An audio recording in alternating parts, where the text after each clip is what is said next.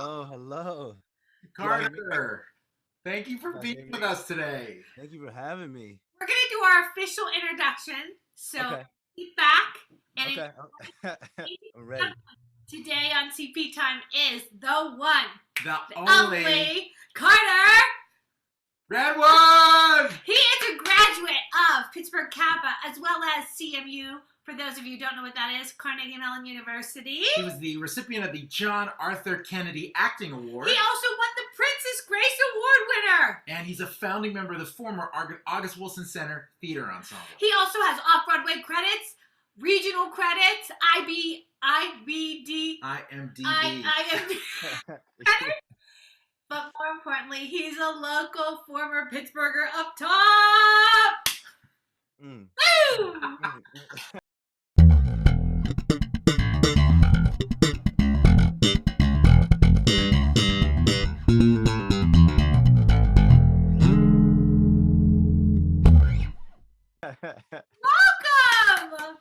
Thank you for having me. This is We're this is so excited to an talk. honor. We're super Yeah. excited. So where are you calling from?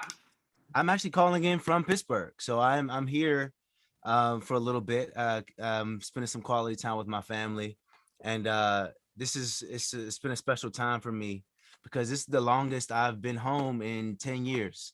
In terms of like being in my childhood home. So it's been really interesting and really fun to kind of come back and just be with my family, which I felt was really important. Did you come back because of COVID or because of a gig or both? COVID actually was a COVID thing, which turned into a gig, but the bigger picture was just making sure to really take advantage of this time, because of COVID sort of slowing everything down. I was like, when will it be like this again? Hopefully not again. Hopefully we don't have to go through this again. But I just really saw the importance in taking some time to really be with my folks and be with my parents and my brother and his wife and just really come spend some time in Pittsburgh while I can. And I'm going through a bit of a transition in my life where I feel as though I've left Pittsburgh to kind of go to New York and plant seeds and try to build my network and build my resume. Now I'm in a situation and in the beautiful opportunity now to be able to really come back and reconnect. Like that's been my focus right now. And I think the quarantine / COVID / everything we've been dealing with in the last year and a half has really made me wake up to what's really important, and family is always important. It's not like I haven't been home, but this is a real treat to be able to be here for an extended amount of time, more than just coming home for the holidays or for different birthdays. It does sort of feel like a bit of a reset for the world. Yeah. I definitely say so. Yeah. I mean, it's almost it's funny what you ask for, because I know that I've always wanted time to do things, to do certain things. I was always saying I don't have any time to do this or do that, and then I feel like 2020. I mean, even working jobs and doing different things, it gave people an extended amount of time to be able to do certain things. Create stuff. Add more hobbies or talk to people. Like I was talking to people that I haven't even spoken to in a while, like good friends who just because of life and just people being busy, things, people get in the rat race. And for me, I'm taking this time as an opportunity to just, like I said, reconnect and reevaluate and reprioritize some things in life. Well, that's awesome. You brought us right into our next question, which is, as an artist during this time, obviously we're all trying to find ways to stay creative, to stay motivated. What we're doing right now, Mm-hmm. I'm regularly a musician. She's usually acting. We're trying to do something creative and motivational. How have you been able to stay creative and stay motivated during what has been a year-long shutdown for everyone? Oh yeah, man. What I discovered for myself this year, and what I have been putting a lot of time into, is really establishing for myself what self-care looks like. Um, I'm a go kind of person. I've been like that for as long as I could remember. But I think with COVID and this quarantine sort of shutting things down, it gave me the opportunity to breathe in a certain way that I don't think I've ever quite done. So for example, as that, pertains to self-care, I started meditating during this quarantine, which is something I had always been wanting to do, but I always felt like I didn't have time, and now I've built up a sort of a habit, a healthy habit of doing it. But meditating, reading, been writing and journaling, things that I've always kind of been like, I want to do this more, but I just was never consistent with. I would like journal like once every like 8 months. Like it was okay, let me write something today. But yeah. I mean, because it was just never my thing. So for me, I've been sort of focusing on self-care and making sure that I'm staying healthy mentally, like, keeping my sanity together, as well as, trying to work out and stay fit, from home. Yeah. Do you So do it from home? You stay home and do it? yeah, I'm from home and do it. I do push-ups and dips and that kind of stuff. Like I don't have any barbells, but I like put stuff in bags and just like like homemade weights. But for me, to answer your question about how I've been saying creative, like for me, I'm recognizing that the more I take care of myself, that informs my artistry and informs me as the artist. And I think I'm going through this big epiphany right now where I'm understanding just what that actually means, where art imitates life, like you're the vessel, this is your instrument, like, what I mean, make, the whole thing. So I mean, for me, I've been really focusing a lot on that during this quarantine, just making sure that I'm um building healthy habits and good habits and things that I know can sustain me regardless of if I'm working on a job or if it's just the day-to-day living, because again, I think there's um blurred lines in all of it. Art imitates life, life imitates art. The artist is the art, it makes the art. I feel like it all kind of ties together. So that's what I've been focusing on, and writing some stuff and reading friends scripts and doing stage readings and having little groups that get together, book clubs, so just trying to stay active. Watching a lot of TV. I've watched more TV in the last year Well, than I have ever watched. Carter, we'll come back. That's how we end it all. We'll ask you what you're binge watching, but we'll Okay. say that. Okay. That's our little juicy nugget. Okay. But you said something, and I love that about self care, because I think for young artists, and you've been so generous with your time, because you virtually came to our school and talked to the kids. But I think for artists, it's something really important, those kind of life lessons to know. One thing about self-care, how it feeds your art. How, like, I love that what you said. When you spoke with the kids at CAPA before, you said something that I loved, which was you have to find your tribe. Mm-hmm. Yes. And I wanted you to, like, maybe I kind of want to touch on it for me from my journey, and maybe Paul, but I think that's like a life lesson that we need to like spread for young artists, because the environment you create for yourself, if it's toxic, does not feed your art. Mm-hmm. It does not feed your soul. It does not encourage you to grow if you're not in an environment. And in the arts, it's so competitive. And you Yes. came from, like, I mean, maybe I'm speaking out of turn, but you came from CMU. It's an uber competitive, high high quality is not even, that's an understatement. But how did you find your tribe? How did you get there? And what other lessons would you say are helping feed you now that you're having this sort of moment to think back? For me, finding my tribe was something that took me into my 30s to do. Mm-hmm. I was kind of like, oh God, I want everyone to be happy. I want to please everybody, and Yeah. then you kind of realize, okay, that's out the window. So Yeah. talk about it. I mean, for me, the I don't take the whole finding your tribe thing lightly, and specifically for me, because for most of my life, I felt as though I've been running a race with the blinders up. I was like a horse with the blinders up for like the first, I don't know, like 23, 24 years of my life, especially even in the arts. Like, I was almost like obsessive with it. I was like, this is what I do. Like I decided at like 10 years old, like, when I like got bit by the theater bug, right? I was like, this is what I'm going to do. And I think a part of what kind of added to my desire and hunger for it was um, being fortunate enough to receive a lot of support from my community, my family, which not everybody has as an artist. You know, let's be real. So I was really lucky to kind of have a family that helped me cultivate this love for what I wanted to do. But for so long, I was just horse with the blinders up. Like, I'm gonna go, I'm gonna get what I'm going for it. I'm gonna do it. I'm gonna do it. I'm gonna do it.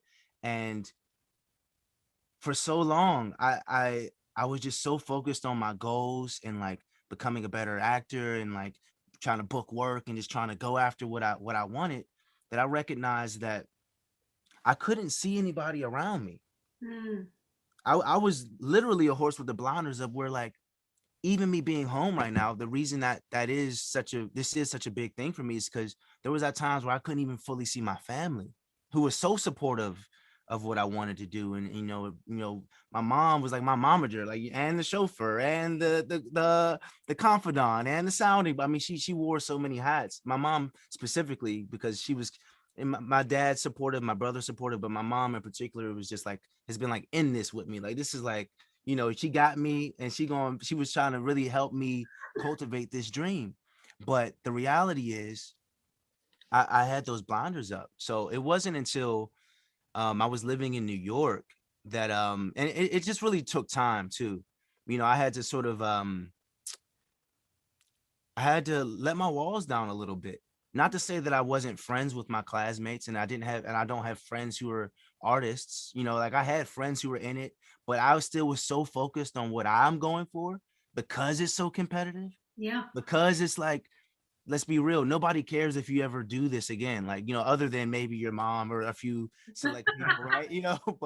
But in reality, I think I knew how competitive it was. So I'm like, you know what? I'm going to make sure that I'm doing everything I can to put myself in position to win. Like, I want to get what I'm going after. So even with my friends, I wasn't, I'm recognizing, in terms of building the tribe, even with my friends, there was a certain disconnect that I had at certain points where I wasn't even fully invested in their journey. Meaning, like, I'm supportive of you. I want you to win, but I'm also worried about me winning right now. So I mean, I got you if you need me, but like, I got you if you need me, but hopefully you won't need me. That was kind of like my energy, because I'm like, because it's hard enough as it is. There's thousands of people out here. There's so many people that want this, but I did all this training, and I've spent so many years and so many hours putting into this. And it's like, I want this, I want this. But it wasn't until I was put in a position where I had to really be there for a select few friends who are also artists. And in being there for them, I was also there for myself. It was like a part of my growth, to where I was like so invested in another friend's opportunity. Like, a friend was up for a show, and he had kept auditioning, he kept getting callbacks, but it was like a long process. And I'm talking like months. And this friend was in a rough situation, just because this friend didn't have too many people to turn to. I had known this person and had been there for them, and we had sort of fostered a friendship over the years. But the big switch for me was that I never had to be there for a friend in the artistic sense. Whereas, like, I'm your shoulder to lean on as you're going through this really tough and rigorous audition process, which is like, dang, like, it's been months and you still don't really know. And you're like, and then you get to the next round, and then it's like more months or like more time has passed and you still don't know. So I had to be there to sort of be the that person to boost my friend. And everything that I was telling this friend was true about, like, they wouldn't keep calling you back if they weren't interested in you. You know what I mean? It's like, it's not a mistake that you're in the room. It's not you're already in the universe, like in their world and vision of the show. Whether you get it now or later, the fact that they keep calling you back means something. So I had to really be there for this friend and sort of champion them and like kind of be their cheerleader, which I had never had to do before. Because again, I was the horse with the blinders up, only really focused about what I'm going for. Like, in college at Carnegie Mellon, one of my, you know, one of my hashtags was making moves. Like this is kind of like early when hashtag, this is before it was like a big thing. But it's just like making moves, hashtag making move. And like I had everybody in the whole school saying it. But that was like my brand, like my tagline. Like I was branding before that was like the influencer thing to do, right? But I was like making moves because I was just all over the place. Always go, go, go. I'm over here. And then I got this audition. Then I booked this thing and I'm film that. Then I'm do this. But again, just that person with the blinders up wasn't open. So it took me being there for my friend. Well, that changed you then. It's and in a tremendously, it changed me tremendously. But in terms of building that tribe, as we're talking about, that experience opened me up to really start to understand. And although we can acknowledge the competitive nature of this business, right? I'm also truly a firm believer in like what's yours is yours. So there's been so many situations where friends and people who are in my tribe even have beaten me out for roles, or like, man, it's like, but if I don't get it, I want you to get it. Yeah. You're my friend. It's like, because at the end of the day, it's like there is enough out here for everyone to eat, everyone to be working and to be sustaining themselves. That's at least what I believe, especially like I said, just as an artist and as someone who loves to do this, because this is what I simply love to do. I'm a firm believer in like there's enough to go around. So again, sort of lowering those walls gave me the opportunity to really start to see my peers who were right next to me, as opposed to me only looking forward at what I'm going for. And then looking at my peers. Go ahead. Did you think that before you had that realization, did you feel that there was enough to go around, or was it through that realization that you were like, wait, there's enough opportunity to go around? Did that coincide with that moment? I think I've kind of always felt that there's enough to go around. However, I was just so aggressive with my own desire to make sure that I get what's for me, whatever that thing is. I felt like I didn't have time to be worrying about what's for you, because I'm trying to get what's for me, but I think I have always kind of believed that there's enough, and that, but what I had to learn was this idea of me being enough. Like I always thought there was enough, but it took me a while to come to the realization that you are enough, you are worthy. I feel like, especially early in my career, early in my New York career, I spent so much time trying to prove myself, wanting to feel validated, and that's, again, a lot of people, that's like normal. That's, it's like the plight of an artist, the plight of an actor, right? Like me, hire me. Yeah. But so in my transformation, it's been kind of understanding that like you have everything you need. You have everything you need. What's yours is yours. If it's meant to be, it's meant to be. As well as what I recently learned in the last couple years, probably like 2 years ago. We hear a lot about the ups and downs. But what I recently was introduced to was this idea of things being in orbit. Is that like you just put it into orbit. You do something, you don't know when it's going to come back around. It could be months, it could be years, but thinking of it as an orbit versus, oh, I did really good, now I'm falling, like climbing up the mountain, like changing the perspective to that of just put it out there in orbit. You don't know when it's going to come back around, but as long as you're focused on doing your best and putting your best foot forward, how could you lose? Like, no matter when it comes back, it could be 10 years, 20 years. I mean, we just never know. So that was an idea that I was introduced to about 2 or 3 years ago, and that's sort of been the way my mindset has sort of shifted. My perspective has shifted towards that over the last few years. But that's amazing and incredibly mature, because I'm in my 40s and I'm still wrestling with those things as an artist. The validation, the insecurity, the ups and downs. And I work with a lot of people, well, in regular times, and now I have a YouTube channel and I'm riding that roller coaster. Oh, well, people like me, they're watching this video. Yeah. And, it's really, I think it's a natural thing. It's natural, I think, right? We've been conditioned. Yeah. We've been conditioned this way. I mean, it's none of our faults. We're all, at the receiving end of this thing, and I also want to be clear. Don't let what I'm saying paint the picture that I have it all figured out, because I am the furthest from having it figured out. But I think, and I'm also going through, I'm on the upswing right now, right? And thinking about ups and downs, even though I know it's an orbit, it's like I'm coming off of a recent disappointment of like, man, I thought I really thought that was going my way, or like or like years of like getting this close where it's like, okay, it's not me because I'm doing something right to get this close, but what is it? What's the missing ingredient, you know? Part of the reason we started this, because we started this as a podcast, and we would just podcast and put it out there, and I was like, we need this connection, right? We need it for our sanity, but we need it as artists, because sometimes just saying it, like sometimes we're all like our friend Doug said, we're paddling crazy underwater and trying to be like calm on the surface, but like just saying it sometimes helps us. And I love the orbit thing, man. I need to say it more, right? I think nobody has it all together, but I think coming together in this format and speaking it, it's like, it's not only reminding yourself, but it's reminding other people, which is kind of what we wanted to do. Can I ask something? Of course. I wanted to dovetail.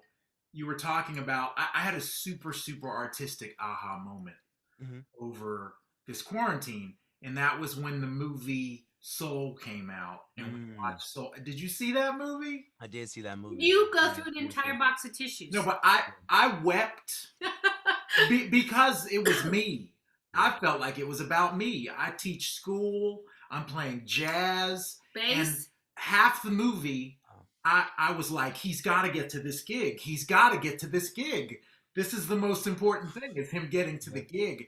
And I was just weeping. No, it had such a profound effect on me. The message of the movie. And what was the moral? Live life. Life is about the leaf in your pocket, the stones you pick up, the moments, and not trying the gig. Yeah, it's not the gig, it's the moment. Yeah. Because when the gig is over, he's like, okay, what do we do now? Yeah. Like, I don't know. We come back and do it again. Come back. Yeah. Yeah, it's like anything. It's like you have a goal, but the reality is you can achieve that goal. We can get what we want. I'm a firm believer. You were saying, Chris, about like kind of like speaking it more. I'm a firm believer in like speaking things into existence, affirmations, all of that. You know, like how you can train your subconscious mind to believe certain things will help you and give you the confidence, and the energy to be able to go out and make it happen in real life. Like what you hold here, you can hold here type of thing, like all about law of attraction, all of that stuff. But the reality is you can accomplish what you set out to accomplish.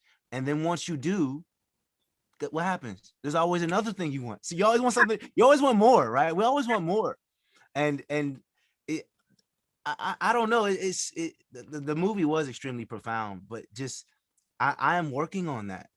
I mean, we all are, I think, in our own ways. It's like, how do we just focus on the present moment, right here, right now, right here, right now? And the kid that they had the blinders up was so focused on the future. Like I swear, even when I was at CAPA and at CMU, I truly was already 5 years in the future. I was already like living in like what I wanted to be doing, like, living in my, dreamed successes and which I think honestly had built a certain drive in me and a certain confidence in me that put kind of like air under my wings in a way. But I do think that I was a little obsessive with it, to the point where like it's that fine line between can this potentially be detrimental? Because what happens is that, because when doubt would creep in, like what happens if it doesn't happen? It was like fear, it was like crippling fear. Yeah. It was crippling. Like, what if it doesn't happen? Because I'm not, I'm still on my way, but I've put almost 20 years into going for this thing. It's like, hold up, no, man. Like but what I had to understand is sort of how to release that. And just like, I'm still working on it even now. I mean, we all are, right? In our own way. Just how do you just focus on the present moment? Do you get a gig and then have fear? Do you finally get it and then you're like, oh crap? Yeah, that's happened before.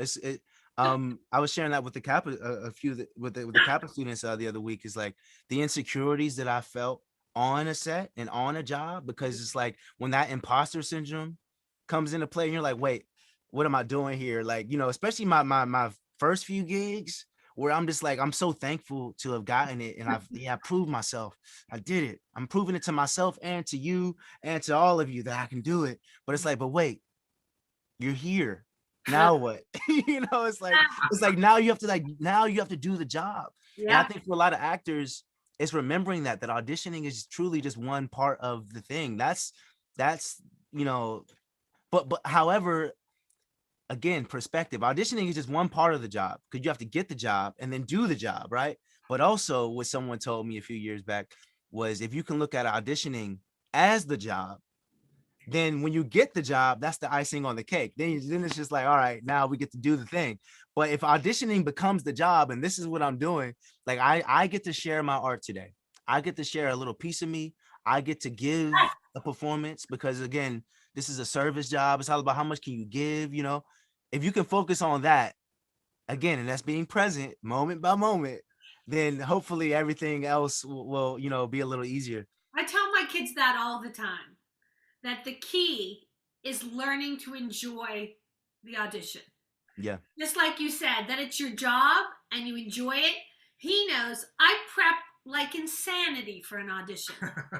Because half the time he's helping me with the music or whatever, running lines. And I say to them, if you can walk into that audition room and you leave like you've left it on the floor, truly, then you can make peace with not getting the job. I say to my kids, you can be hard on yourself when you phoned it in and you didn't get the job and you're sitting back in your apartment and you're like, well, I didn't get it, but did you really give it everything? Yeah. Did you leave it in the room?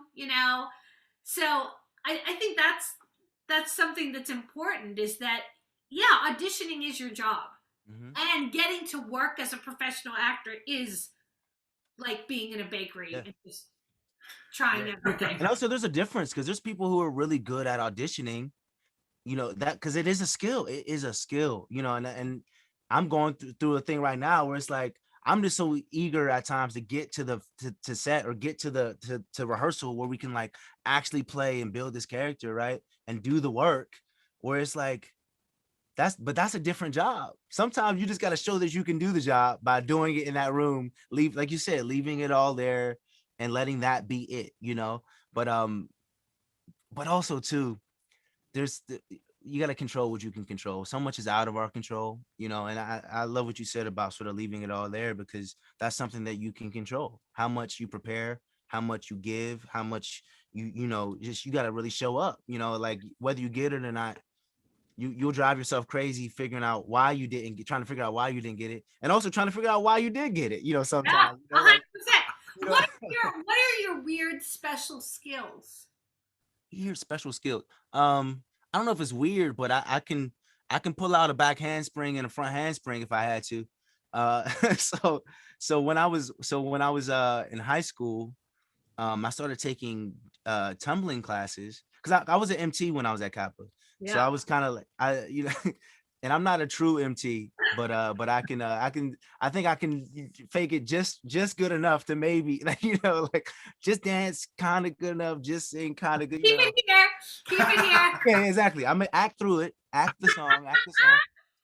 But so I started taking these tumbling classes, because I was like, you know what, like, you just never know. So I still have a few tricks up my sleeve in terms of that. And that actually turned out to be my first job. I ended up teaching like tumbling to like, preschool and kindergarten students, like little summer camps and things like that when I was in school, in high school. But yeah, so I guess that's like a weird.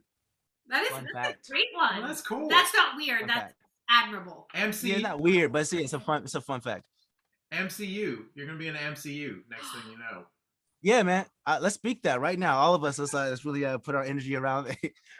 I think subconsciously I was thinking that, like, you never know when you're gonna be in an action movie or something. And you got to do a backflip off a wall, like, like you just never know. You never know. So for the non-nerds that don't know what MCU is, I know what MCU is. Yeah, Marvel Cinematic Universe. I had to explain that to her the other day. Yeah, but I mean, there will be people watching that don't. It's true. Yeah. You gotta. I have to audience it out. I have no doubt. I'm speaking it, but because we just put it in the orbit right now, we just put it in orbit right now, guys. Let's go have it at some point. I have put in that the universe that I'll probably play Wonder Woman like in her older years.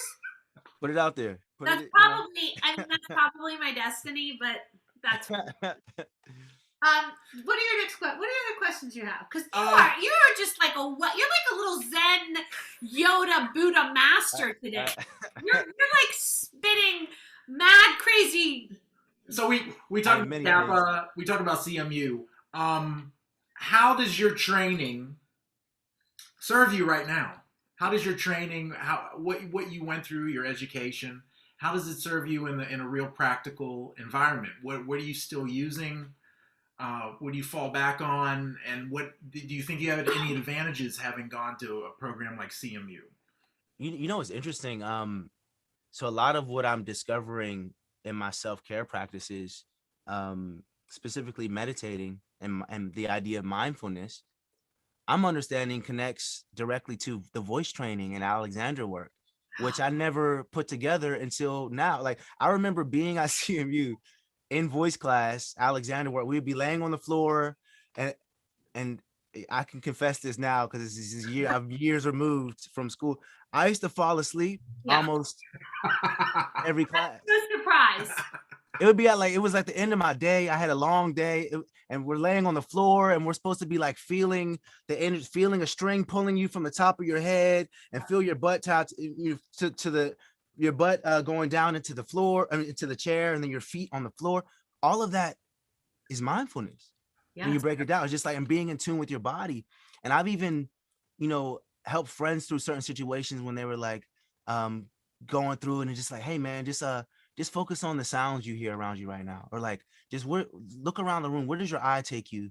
If you just like look, so all of these things in terms of mindfulness, I'm recognizing are coming into play at this point in my life right now as I'm on this quest to become more present.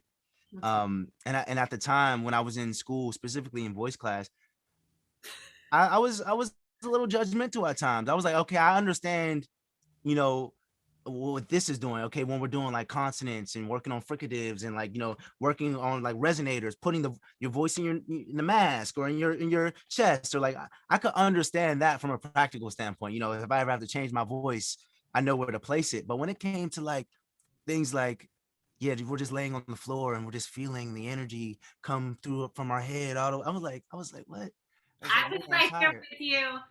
When I took Alexander Technique, I think it's also like, is your mind and body ready for this level of focus? And in college, some people are, but most people, I would lay there in class and I'd be like, God, I could fall asleep right now. Yeah.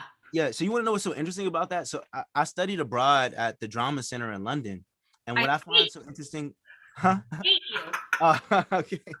And what I found so interesting about the work abroad is that they don't it's rare that they're taking 18-year-olds out of, secondary school. Like most of the people who are in drama school abroad are normally a little older. They've taken gap years before they decide to go to drama school. I think sort of the way we have the system set up here in the States is like, college is like the next step. It's the practical next step after high school.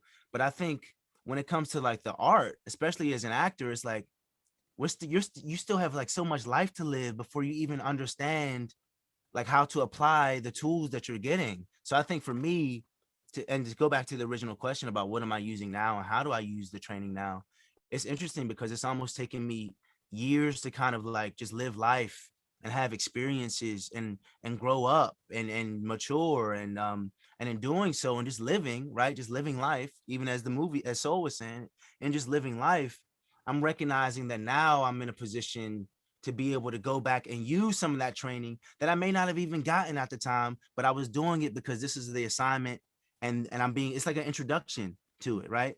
But now, as someone who's lived a little bit more, had more experiences, etc., I'm recognizing how much more emotionally available I've become over the years, how much more my imagination has grown over the years. It's so it's just interesting. I think it takes time for things to sort of align, and for the training and who you are as a person. And, even for me, that even ties to finding my voice, like still trying to figure out, okay, so you have this instrument, so and you know, hopefully, well, not even hopefully, we all have a platform because of social media, because of the internet. Every like whoever's listening to this right now, like now because of the internet, we can connect with people all over the world, right? So it's like there's gonna come a time where you have something to say and or you need to say something, right? And what is it that you're saying? So I think for me, you know, trying to still develop my voice as an artist and figure out what kind of projects do I even want to be a part of, not just I want to be in this because I need a job and I want to make some money right now, which has also been a very real feeling, as Yeah. I'm sure we've all experienced. So just trying to balance all of these things has been a task. But for me, I will say another part of my training, the extended part of my training, um, from CMU drama school specifically, has been sort of returning to self. Like as I get more in tune with who I am, like I said, my voice. What are the things that I care about? What kind of projects do I want to tell or be a part of? What kind of stories do I want to tell? A part of the training I'm learning now is actually forgetting some of those things. Like you have them when you need them. When you hit that roadblock, that's when you can lean on the training. Okay, let me try to put my energy, or let me put my voice in a different resonator. Wherever it might be. The mask, or like, okay, if I find a way physically into this character, let me do this physical exercise, right? But I think for me, it's also been it's been a big exercise in kind of like trying to forget, like being like, just going back to just impulse and spontaneity Yeah. and presence, just being in the moment And and listening. listening. Yeah, listening. It So always sort of comes back for musicians too. Doesn't that it always come back to that? Totally, totally. After this year, after this past summer, and maybe Paul can chime in with this, it was a hard summer, 2020. And you were talking about, sometimes we take jobs because we have to, and sometimes we take jobs because we want to. And uh, what would be your goal moving forward? I mean, what kind of art projects, theater projects do you want to be involved in moving forward, especially knowing how the climate is changing for the better, hopefully not just in Pittsburgh, but across the country? Where do you see yourself, your trajectory, that a dream experience would be? that's a great question, a loaded question, because I think I'm still yeah, loaded, but I'm still figuring it out. And I mean, as a part of my affirmations, though, so I do like daily affirmations that, like, you know, daily ones as well as ones that change based on a specific project or goal, right? But things that kind of buzzwords that kind of come up for me are just like, inspirational, motivational stuff that really touches people and moves people. That could potentially be bring some sort of catharsis for folks, some healing. I also throw critically acclaimed in there every now and then. I'm like, I want to be a part of something that's critically acclaimed. Like, like I do, like, in terms of what I put out into the universe. But for me, I think I'm really discovering for myself my strong desire to help people and to really inspire and move people. It's like I've also, in addition to acting, I think at the core of me, I'm a storyteller and creator and all of these things, but I really want to motivate people and inspire people to become the best versions of themselves, because that's my life goal, is to continue learning. I just want to learn and become the best me. And in doing that, I want to encourage others to become the best them. So I think my work um has to be an extension of that core value that I've discovered for myself and within myself over all of these years. It's kind of always come back to that for me. Yeah. Without me even really realizing that's what it was. So I think, to answer the question, my dream jobs are jobs that sort of, I mean, it's kind of broad and generic, I guess, to say like touch people, move people, but I just really feel called to encourage people and really like help them through whatever they're going through, and hopefully in my work and through my work, they can latch on to something that they can relate to. I think so much of what you're saying it kind of makes me think how extraordinary your parents were. That Oh yeah. you have this desire to put positivity in the world and to pay it forward. Yeah. That's a direct result from how you were brought up. Exactly. My parents are social workers, and my dad is a community organizer. So it's like it's all come back to for me. I came up with this concept. I'm a hashtag right here, right now.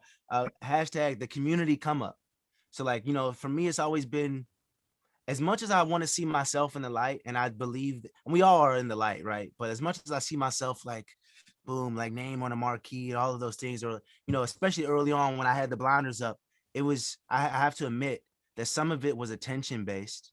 Some of it was based around this idea of like fame. Like before I even knew I wanted to be famous, it was like I feel as though like it was projected onto me in a certain kind of way that made me really believe it and rally behind it and say, boom, okay, now that's just a part of the goal. But at the core of me, which is something that, I'm still getting closer and closer to the core, as we all are every day. We just, peel back layers and keep unpacking. For me, I'm recognizing that at the core, it really is about the community. It's about the collective. It's about the whole. It's like because we are all connected, like this sort of collective consciousness and, as cosmic energy. I mean, it's like we are all connected, so for me, as I've gotten older and as I've gotten more in tune with myself and I'm learning my voice, it sort of all comes back to sort of how is the group better because of what I've offered up? How is the whole group? It's like teamwork makes the dream work, right? That's the most, simple way to say it. It's like, how do we all come together? How is what I'm doing making everybody better? And to piggyback off what you were saying earlier about being a people pleaser, that was sort of the negative side of it, because my people pleasing side was like, even at like parties or like, gatherings or social events, I'm like taking care of everybody. I'm like I'm like the best host at events. I'm making sure everybody's your drink is refilled before you even realize you're done with it. Like, whatever. Like, I'm just like, I'm on it, like keeping an eye to everyone, just like really clocking how it all works and how it all moves. And I think, again, it's like everything is connected to everything. So like, for me, I can understand that is also tied to my idea of the group, the team, the collective. Yeah, it's again, like the people pleasing part. I'm getting over. I'm learning about. I'm not always the best with that either, because it still is. It's like a natural thing. But I've taken some time to really understand that isn't always the go-to. Sometimes you got to take care of yourself, and that's where the self-care is really coming into play for me. It's like the more I do me, the better I can be for everyone else. Yeah. I just realized something about Carter. What? He's a Jedi. Definitely. Definitely. Freaking Jedi, man. He's like, you are like Jedi master, man. I'm getting more comfortable being my full self. That's what I'll say. I'm ready to run through a wall right now. If the acting thing doesn't work out for you, you could definitely be a motivational speaker. It's not even about acting working or not working. That's what this is. That's happening. Yeah. It has to. He's already like, he's in the present moment, like it's gonna happen, which is great, because there's a difference between being like cocky and being determined. Self-fulfilling prophecies. That's something we talk about all the time. Mm-hmm. That you can manifest something positively. Yes. I mean, I'm like not even joking when I call you a Jedi, because you've laid down some serious Jedi wisdom, Obi-Wan. I can't even feel. All right, we're gonna take a left turn. Okay. We do every time when we interview people, and we're getting down to the really important question. All right, the nitty gritty. What have you been binge watching since the pandemic began? What have I mean, there's been so much. Okay, let me see. For whatever reason, I saw Waco pops to my mind. I saw Waco. I watched so many things, but they might just drop in, because it was after a while it was like a lot. Bridgerton, most recently. Bridgerton. Yes. Yeah. Bridgerton. There's nothing wrong with that. Yes. I just started LA's Finest. on because it's on Netflix now. There's so many things. Did you watch The Crown? Did you watch The Crown? I have not started The Crown yet, but I've only heard amazing things about it. Start The Crown. Yeah. So confession. When it comes to like, so first of all, I didn't watch a lot of TV growing up. The only shows that I would watch were like The Cosby Show, Fresh Prince of Bel-Air, and Martin. Those are only 3 shows I watched. And then the occasional, and then like the Disney Channel shows, and I was like, That's So Raven and all of that. Yeah. But to be honest, when it comes to actually like watching TV for story and for like to really follow arcs, I didn't actually start watching TV until I was a professional. Like, even in school, when I was, I did my work and my training and everything, but I didn't like watch TV after class. And, like that was never really my thing. So I didn't actually start watching TV to really follow character journey and arcs until, or even know really what that was until I was like in the world and I have this audition for this CBS show tomorrow. So let me watch a couple episodes and just figure out the tone and like figure out what the show is about. So like my entry into TV came from like a work standpoint. Like I need to watch this to kind of just understand what's going on. Cause like I had no recollection when I was growing up that like the Cosby Show and Fresh Prince. I just knew that I liked watching those shows. I didn't really, pay attention to, wow, like they're really like taking these characters on a journey. I didn't think of it that way. This is why Carter is smart. Because he obviously read way more than us. All we did was television. Yes. So that's like our love language is that I love that. We'd speak in TV sitcoms. But no, I mean, part of the reason why we ask that is because I think it's a glimpse into how eclectic people are. Mm-hmm. Like, it's universal. It's universal. Yeah, it is. Yeah. I think whatever I've watched so much. Do you have the Disney Plus channel? Yes, but I haven't even jumped fully. Like again, so here's the thing. Here's one. I gotta just say this. I'm so thankful for all of the options that we have nowadays. Yeah. But it's a little overwhelming. Like I have Hulu, Netflix, HBO Max, Disney Plus. You know what I mean? And now Amazon Prime. We can help you. We can guide you in this. But you know what? I'm embarrassed because I watch so much, but like right now I'm actually blanking on like. Okay, let's lay a few things out for you. Have you watched The Mandalorian? I have not yet. I haven't. Okay, I'm gonna take notes. Get it out. Get the pencil. It's very good. As a Jedi, he has to watch it. I have to. It's only right. Okay. Yeah. WandaVision. I haven't yet. That just came out like last week though, right? A month ago. Finale is like the day after tomorrow. But didn't it just come out like last month? No. Yeah. 2 months ago. Yeah. 2 months. 2 months. Well, that's the thing. MCU is taking over. I mean, they are not playing. Everybody has a show. All the Avengers have a show, except for Iron Man, who has respectfully left the franchise. Yeah. Yeah. Okay, what about so that's like the highlights of Disney. He said he saw Soul. Yes. Disney Soul. On Netflix, he's watching Bridgerton. I was gonna say on Disney, there's a show on there. I'm pretty sure you haven't seen it. But we love it. If you ever check it out, it's called Encore. It's on Disney Plus. It's this show where they get people who graduated from high school in 1995, and their class musical was Annie. And they get the 7 main people back together. So it's a class reunion where they put on and they bring in a real director, real choreographer, real music director, and they have these grown people put on this show again. That they did when they were teenagers. That sounds amazing. It's really touching because it's like a reunion. You see them all get back together. They talk about where their lives have been, and you see them kind of struggle to do the numbers they did before, and you see how much they've grown. You talk about an arc. They show videos. They show little snippets of them from when they initially did the show, whether it was in 1985 or whatever. It's a fascinating show. It's called Encore. Yeah. I think we binge. I mean, we've pretty much watched everything. We joke because we really don't have a life. All we do now is binge watch. But what else do you do? On Hulu, I watched the Wu-Tang Saga on Hulu. Because that's the thing too. I watch a lot of, and I have a couple friends in it. I watch a lot of stuff for friends too. Like again, just trying to be a supportive friend. It's like, you know what? I'm gonna check this out and watch it just because so and so's in it. But yeah, maybe some more will pop up. I mean, it's actually, this is not a great representation of how much I've actually watched. Oh my God. Well, while we're on it, why don't you talk about what you've been on that people can either stream or rent? What you, because I was going to list all the things and then I was like, okay, this is too many. So how can people see you on the big screen? So I was in a show on National Geographic called The Long Road Home, which is a miniseries that you can check out. As well as I've done a lot of films, a lot of independent films. So my most recent independent film is called Premature, which is on Hulu. I have another one called The Transfiguration that I think you can get on Amazon.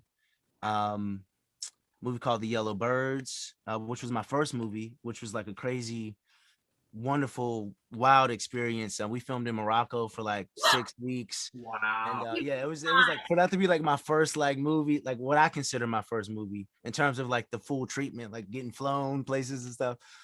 So that was pretty cool. How long were you there?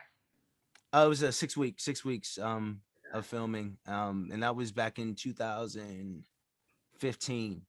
And I actually wish I would have told the CAPA students that that story, just about like how fast this business can work.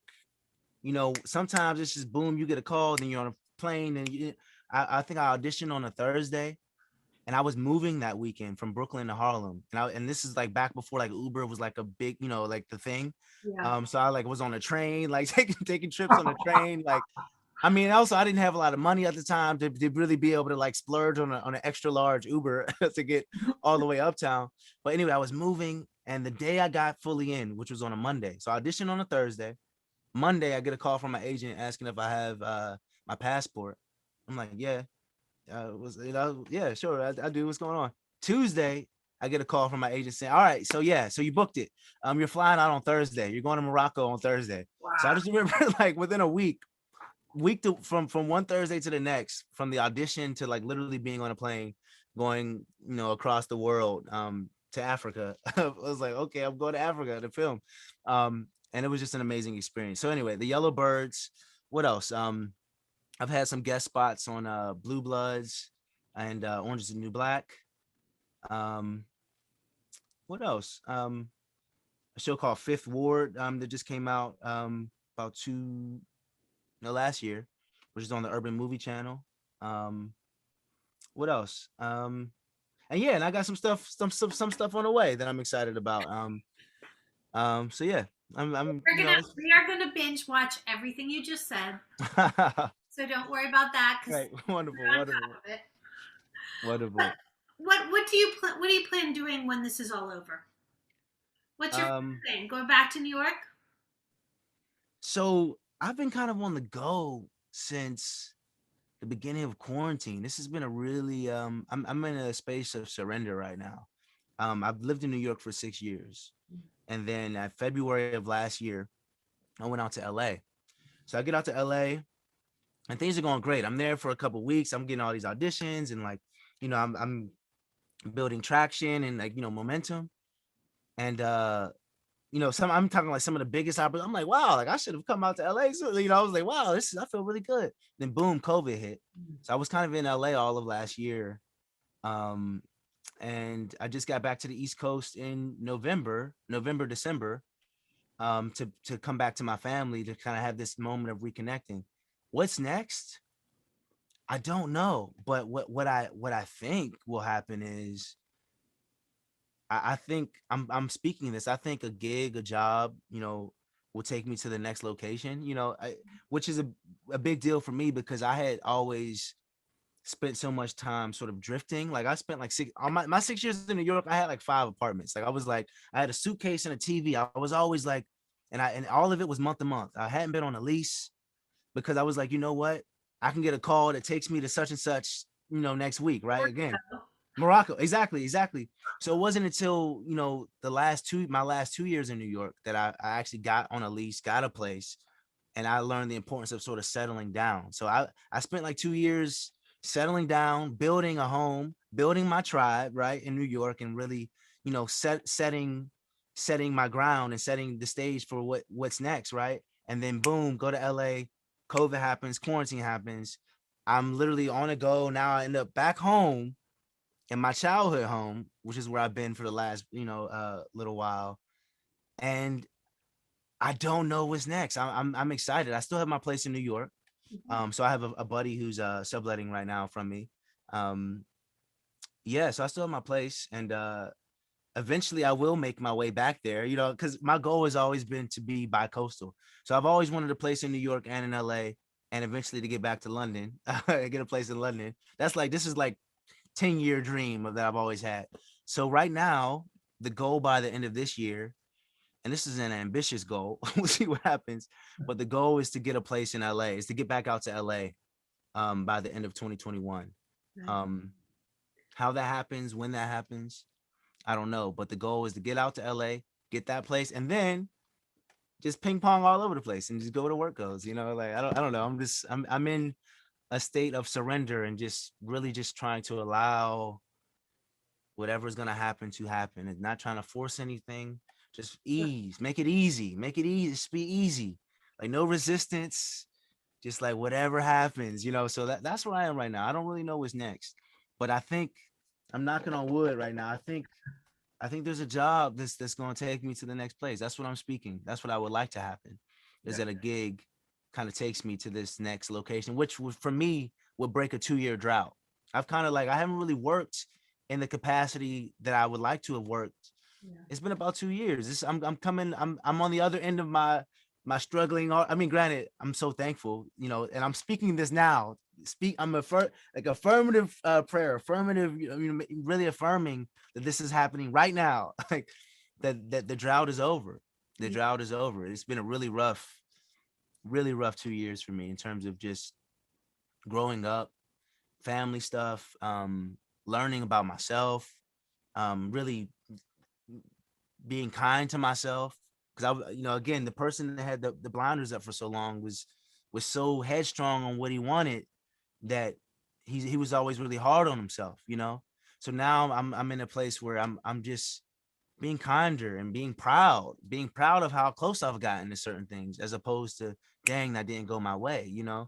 Because it's been so many close calls over the last 2 years, in a time where I've been at my lowest moments. It's just like, man, and I found that interesting too. For me to be, it was probably 2019, 2000 summer 2019. I'm at my lowest moment, absolute lowest moment, but I'm being presented with the biggest opportunity I've ever had. It just was like, wow, isn't that interesting? It's like, and I'm just, again, just trying to surrender to whatever happens. And like I said, I'm thankful to say that I'm on the other end of the struggle, because I'm claiming it now. So I'm thankful.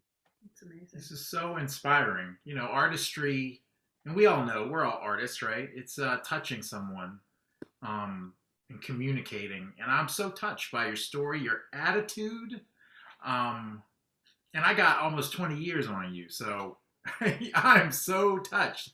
Thank you for speaking to us. It's just.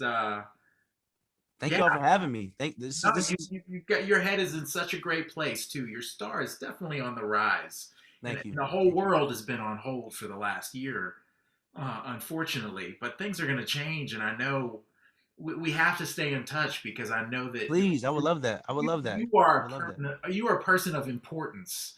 Just people. Wow. People don't know who you are yet. I mean, some people don't know who you are, but they will. They will. I'm positive. I feel like also you read so much. When you two start sending each other messages on Facebook, you're going to be swapping all these great books that you each. Yeah. Oh yeah. My book. I'm all in on like the self-development, all of that stuff. You're going to have a whole little mindset. Book to you, 100%. Yeah. But I want to just echo what Paul said, because Carter, you fill me up hearing you talk. Wow. It fills me up, and it is so powerful. You really are. You do have a light in you, 100%, and it is. You can feel it. It radiates out, and your generosity of time, and your ability to speak your truth in such a humble, wonderful way is so great. I think it's going to be so inspiring for people to hear everything you've had to say. And I mean, I'm so grateful for this time. Trying to speak my truth, learning to speak my truth, because I didn't always. Again, it's like, so this means a lot. Thank you so much for your kind words, because it's like it took a while to get here, and I mean, we all have ways to go, but like it's been a journey to even be confident enough and comfortable enough, truly letting the walls down, truly letting yourself, truly exposing yourself, and which I think is the plight of the artist. Is like, you can't hold it, you can't be too careful or too, and it's taking me a long time to learn that, and I'm still learning. I Yes, can't sir. learning that. I can't wait for our worlds to collide again. Yeah, they will. Carter will be back after he plays the next Marvel superhero. He'll be back in Pittsburgh, and then I'll be playing in the you'll be- lobby of his hotel. Oh my God. And he'll give me a nod. No, I'll be like, oh, he nodded at me. no, he'll come back. He'll work No, here in this is- Pittsburgh, and we'll all Yes. reconvene, and it'll be special. I would love to meet up in person once social distancing and all that has subsided. That would be great to have a moment to connect in person as well. Yes. I think we should wrap it up because it was perfect. It's like has a bow on it. Yes. Oh, is there anything you want to plug? Or we don't know what's coming in the future. I don't know. Maybe not. When the time presents itself, it'll present itself. Amen. It'll happen just like as it's supposed to. The information will be out to the So people. we end every episode the same way.